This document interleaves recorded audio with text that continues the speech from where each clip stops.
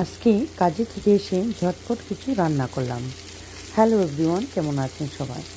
আশা করি সবাই ভালো আছেন, সুস্থ আছেন। তো ঝটপট কী রান্না করা যায় সেটাই নিয়ে ভাবছি, তাই ভাবতে ভাবতে রেডি করে ফেলেছি। তো দেখতে পাচ্ছেন এখানে পেঁয়াজ, কাঁচামরিচ, ধনেপাতা দিয়ে একটু ভেজে নিচ্ছি। আর কি রান্না করেছি সেটাও আপনাদের সাথে শেয়ার করছি।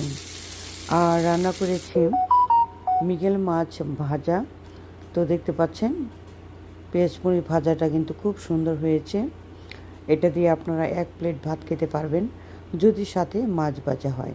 তো দেখতে পাচ্ছেন মৃগেল মাছ ভেজে নিলাম, পেঁয়াজ, মরিচ, কাঁচামরিচ, ধনিয়া পাতা দিয়ে একটু ভেজে নিয়েছি। আর সাথে ভেজেছি বেগুন ভাজা। খুবই মজাদার খাবার।